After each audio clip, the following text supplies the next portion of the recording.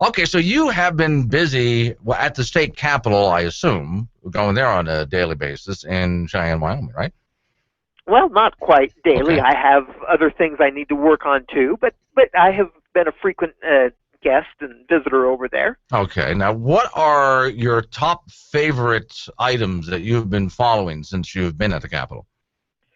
Well, it just kind of goes against my nature to be a big fan of any new legislation. So I can maybe talk about the top 5 things I'm watching. Okay. But I Okay. hesitate to No, call so, too many well, I things didn't mean to favorite. imply that you were excited and you wanted to see new laws passed, because you and I agree on that. If anything, I'd like to see these people spend this session and the next few sessions going into the filing cabinets and pulling papers out and throwing them away. An eraser is a wonderful thing to use. Oh, yeah, it really is. Yeah, delete button. Oh, boy, would I love to delete some things. But, okay, so what have you been following that you're not a fan of? Okay, well, and there's some of these that are maybe more good than harm, but the key bill that I'm paying attention to and working on right now is one that I would like to see passed. I am, of course, a private property rights advocate, a big fan of people being able to buy their own land and then decide what to do with it without excessive supervision or dictation mandates by local or state government. In other words, to be treated like a responsible adult with your own property. Well, yeah. Whether you're responsible or not, be treated as though you were the rightful owner of that property. Oh, hey, that's even better yet. I like that one. Yeah, sometimes people, our free market system kind of is premised on the notion that sometimes people make mistakes, but they need to be free to make them. Yeah. Okay. It is Senate File 142. It's building code regulation, and it's a statute that should be near and dear to the hearts of those up in northeastern Wyoming, somewhere close to, say, Sturgis. Its prime sponsor is Ogden Driscoll, and this, as many wild regulatory issues, has its origins in Jackson Hole. Mm-hmm. This statute would specifically state that regulatory officials, do not have the power to interpret building codes any more stringently than what the text says when they're building codes that are adopted by the state. Right. What happened is, over in Jackson, some people decided that they didn't like the notion of a property owner renting out their house while they were gone for a short period of time. Kind of like when I was over in Laramie, the community decided that, doggone it, these people need to rent it out to somebody that's going to be a permanent resident or not at all while they're gone. Yeah. And so instead of adopting ordinances or things like that, Teton County communities, town of Jackson and Teton County, asked the fire marshal for an interpretation that said that if you rent your house out for less than 30 days, you would have to bring it up to commercial standards. No. Yeah. So they're trying to take existing codes and find a cute little trick in there to get done what they want to get done. Basically, try to make the law say whatever they want it to say without actually going through the legislative process. And so this bill is essentially the legislature saying you can't do that. Right. It should be self-explanatory. If I am a policeman and I'm out patrolling the highways and the speed limit sign says 55 miles an hour, I should know that does not give me carte blanche to stop people for 45 miles an hour and create my own speed limit that's different than what the sign says. Same type notion. So that passed the Senate. It is before the House, and so I'm watching that, and I'll be talking to some people about needing to pass that, because when the town of Jackson went to the state fire marshal, the interpretation they got applies to the entire state. Yeah. This would mean that somebody in, say, Hewlett or Gillette would not be able to rent their house out during the bike rally period over in Sturgis, at Skip Town. Right. It applies down here in Cheyenne. One of the co-sponsors on the bill is a senator from here in Cheyenne. Undoubtedly, this thing covers the people that like to flee Cheyenne during frontier days, maybe go fishing, and come back to town when things will settle back down again, and to help pay for the fishing trip, rent their house out to a visiting family for a week. Yeah, I've seen people do this. I've grown up, in Florida. I saw people do that all the time. They would take off for a while and have a house in Florida on an island somewhere. And, well, why not pay for your vacation by renting a house out? In most cases, they rent the house out to people they know. You don't just rent it out to a complete stranger if you can help it.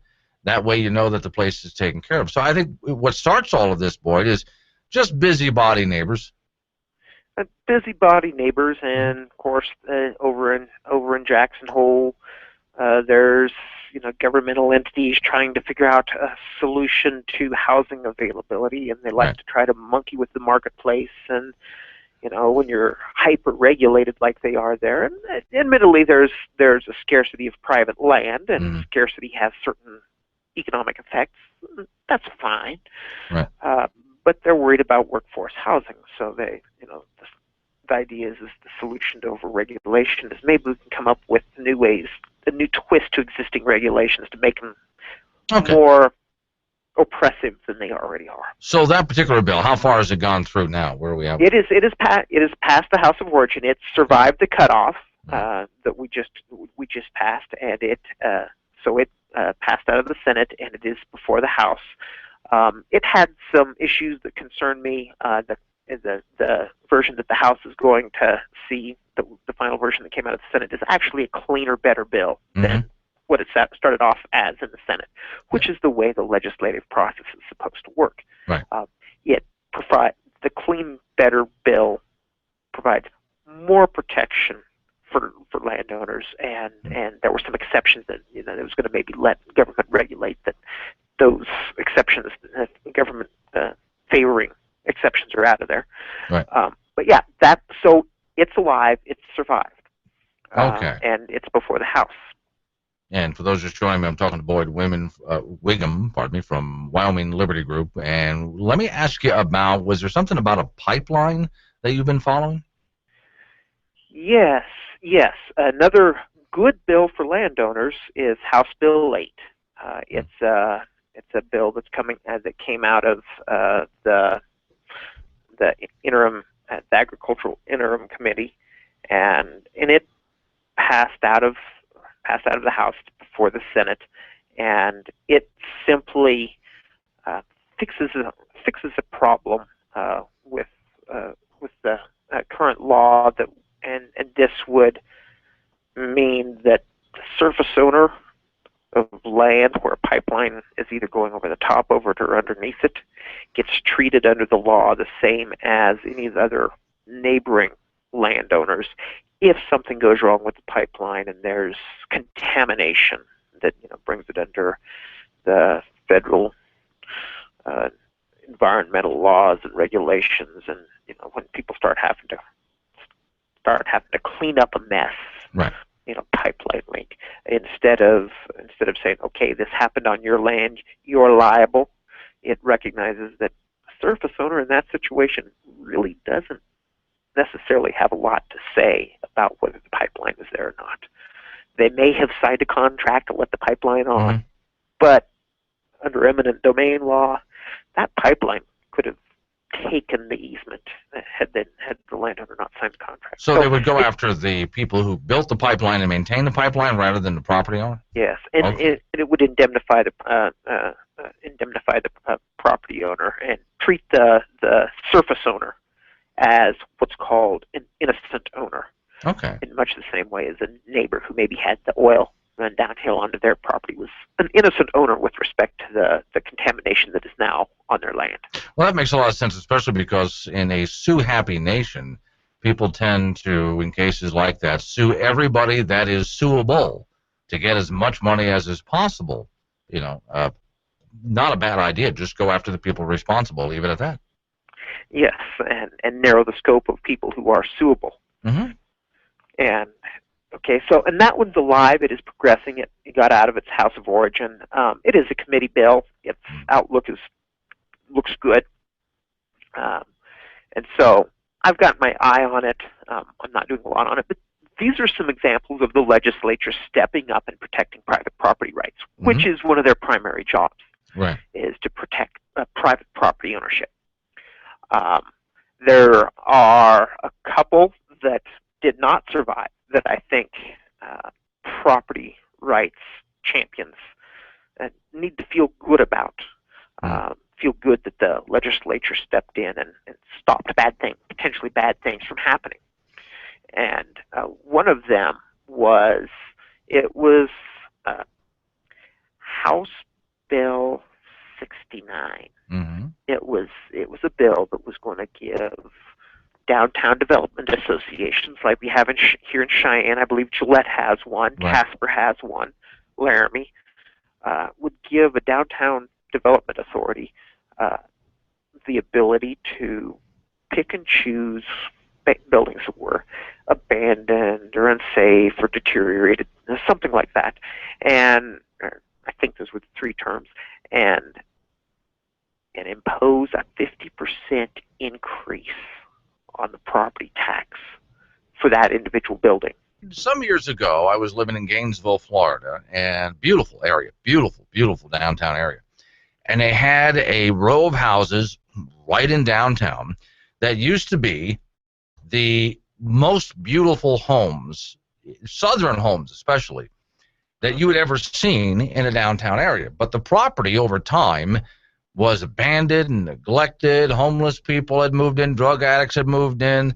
Occasionally the fire department had to show up because somebody who was staying in there, squatting in there, had lit a fire, not in the fireplace, but in the middle of the living room floor. Problems were beginning to erupt.